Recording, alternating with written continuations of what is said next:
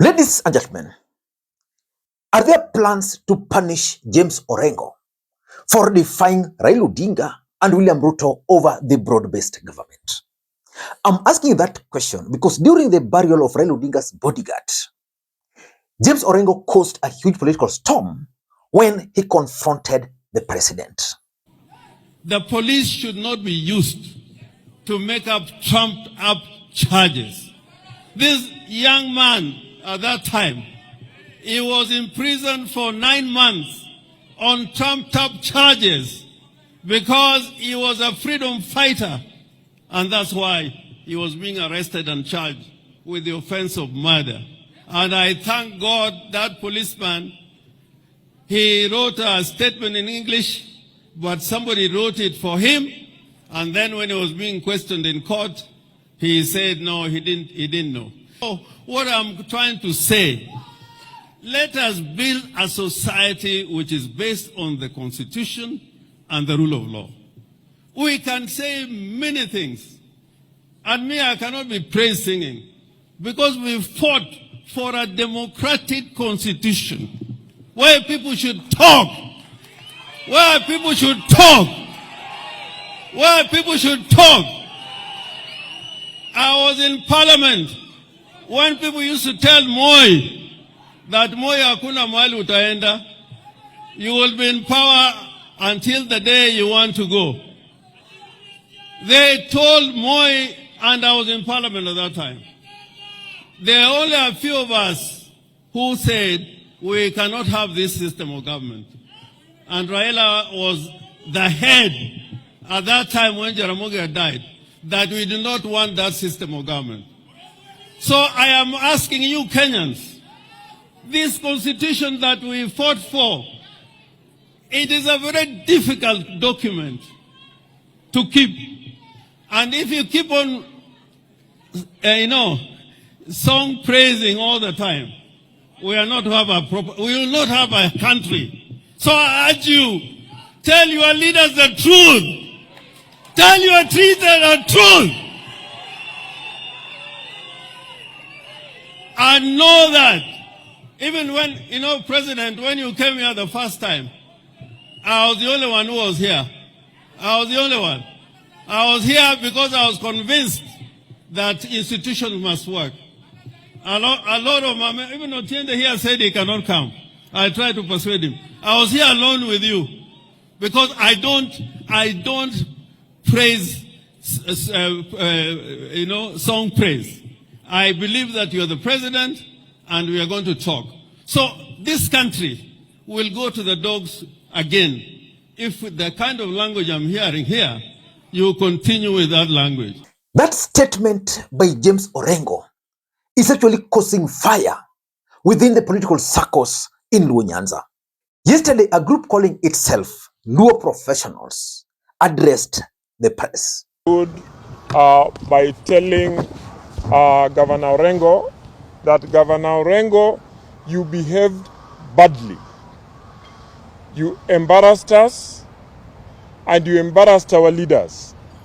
You embarrassed Right Honorable Raila Odinga at his lowest moment when a friend had come to mourn with him.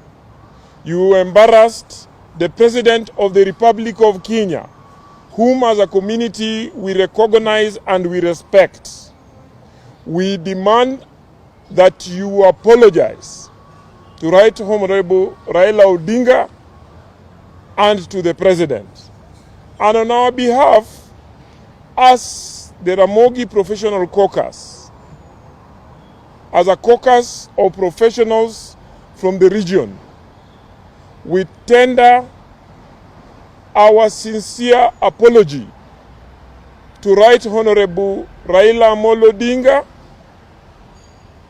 and to the President of the Republic of Kenya, His Excellency William Ruto, for the embarrassment that the governor occasioned during the burial of our friend and brother, George Oduor. But when Sam Atandi, a Lagos Songa member of parliament, came out and attacked James Orengo over his statement during that burial, I knew James Orengo's fate had been sealed. Because Atandi is a very close ally of Raila Odinga. Whenever Atandi speaks, you can always smell Raila Odinga. That's for sure. Number two, Atandi comes from Siaya, a Lagos Songa, the biggest constituency, very close ally of James Orengo for that matter. So when he came out on the floor of the house, I knew and I saw the hands of either Raila Odinga or William Samoei Arap Ruto. Because remember, Sam Atandi is currently the chair of the budget committee. You don't just get elected as the chair of the budget committee. That appointment as the chair of the budget committee had the full blessings of Raila Odinga and William Ruto. And therefore, this statement by Atandi is sanctioned by the two. We are in government, and we are participating in creating policies for this government. And we are supporting this government inside, outside parliament, wherever we are. I want to tell my governor, the Governor James Orengo, Honorable Speaker, yes. Last weekend we were at a funeral in Siaya when the president came to condole with us. And my governor made certain remarks that were really distasteful. I want to tell Governor Orengo that Luos were not created to stay in opposition. I know that he has been in opposition since he was born, and that there's nothing else he understands other than opposition. He is a poor manager. The country that he's supposed to run is doing badly. We want to urge him to focus on running Siaya County. That is the job he has been given to do.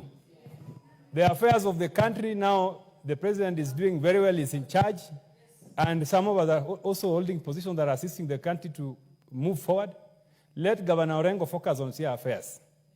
Let him stop poking his noses on the affairs of national government. Lastly, Honorable Speaker, Governor Orengo is also a governor who is interested in affairs of national government and is always begging President Ruto to help him finish his projects.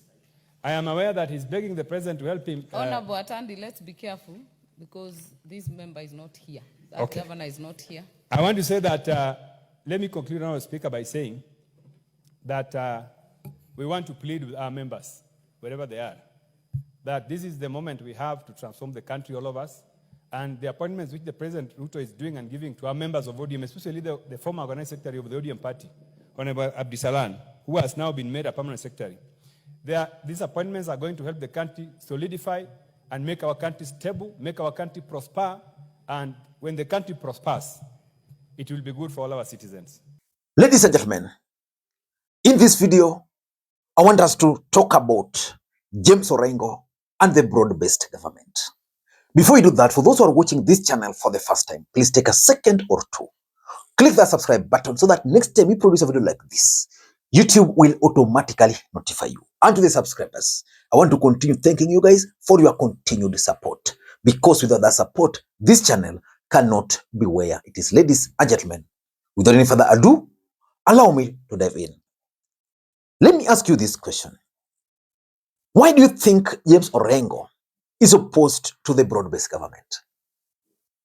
Is the broad-based government so unpopular with the people, or is James Orengo reading the mood of the people? Personally, I've called a few guys within ODM party. Those are the top. And they've told me that the main reason why Orengo is making noise is because Orengo was not involved during the broad-based government. That in any negotiations within ODM parties since its formation, James Orengo has always been the main guy. But this time around, he was not made the main guy. And that's why he's making noise. Maybe that is politics. But for me, James Orengo is actually opposed to this broad-based government. And sometimes he's just pretending to be part of it. Listening to James Orengo earlier. And I want to plead with their people. Luo, we have an identity. We have an identity. If you lose that identity for any easy victories, we are going to pay for it in future. Our loss of identity should never arise, and if we make compromises, there must be compromises that are justifiable before God and before justice, considerations of justice. Constitutions are never suspended. The law can never be suspended. You must always live by the dictates of the Constitution. If you suspend them, you may be happy now, but in the future, you regret. When Hitler formed his first government, it was a coalition. And that coalition died. Those parties completely died. So what I pray for is that the party called ODM, you can stand any storm. And even if you make compromises, you must make compromises on matters of principle. Not be part of praise and worship. We must stand firm. We must stand firm. We must stand firm. Even now in my chambers, I don't go to courts anymore. If I can tell you how many people come and say, can you go to court again? My little son, my little daughter was abducted. Kenya is crying. Kenya is crying. And the truth of the matter is that James Orengo is actually winning the hearts of most people through opposing this broad-based government. But why would Raila or Ruto, for that matter, wants to punish Orengo for opposing the broad-based government? The fact is that Orengo is the governor for Siaya, elected on ODM party ticket. As a governor, he has his own funds, which he should be able to manage. But for Orengo to work effectively, he must enjoy the support of the MCS. Because all MCS from Siaya, most of them are members of ODM party, which means the ODM party can actually direct those MCAs to frustrate Orengo or even to impeach him. At this stage, I doubt if impeachment is actually part of the game, but it's likely, but there's high chance that it's going to be punished.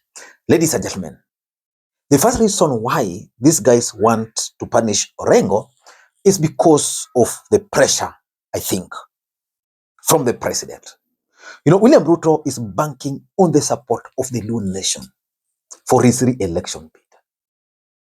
And for him to be assured of that support, because Ruto is actually trying to persuade the Luos, doing almost everything. He has appointed a cabinet secretary for finance from the Luo nation, energy, the AGs from the Luo nation, and is making more appointments. So he's trying to please the Luo nation. Yet, one of the governors, who is a close ally of Raila Odinga, who is the governor of Siaya, where Raila Odinga comes from, is opposing the broad-based government. So the assumption has always been that there is no way James Orengo and Edwin Sifuna can just be speaking the way they are doing without the blessings of Raila Odinga. So I tend to think that Ruto has told these guys that for me to take you seriously, that Orengo is just speaking, please do something. And that's exactly what is being done on the ground. Number two, it could also be part of their strategy, these attacks, to try and silence James Orengo. Ladies and gentlemen, before I expound on that, allow me to also take this opportunity to introduce you guys to Carotex computers.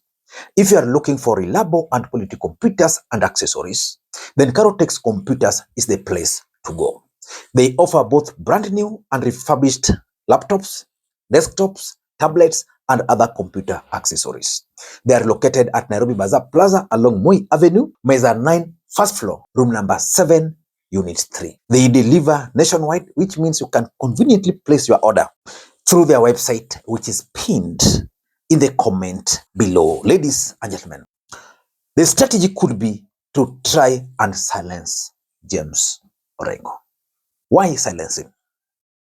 Because James Orengo is actually winning the support on the ground. James Orengo is a governor. He's on the ground.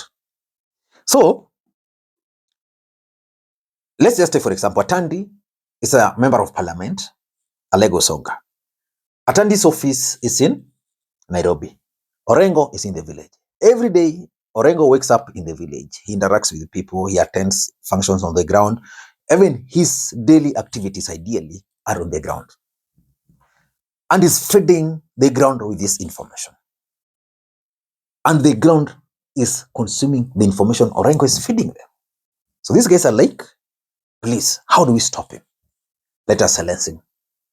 Once he's silenced, he can no longer take those message to the ground. I'll be waiting for Saturday, because Saturdays is when these politicians always talk politics. And I'll be following James Orengo just to listen to what he's going to say, his response, particularly to Sam Atandi. Because even in Siaya, there is the talk that in 2027, Sam Atandi might actually replace James Orengo as the governor. That talk of Atandi succeeding Orengo began long time ago, even before Raila Odinga's driver passed on. So it could be that these guys now want to prop up Atandi. In fact, someone was telling me that the reason why Atandi has been elevated is because there's need to checkmate Orengo. Because the person who was checkmating Orengo was the former minority leader, Opiyo Wandayi, who is now a cabinet secretary.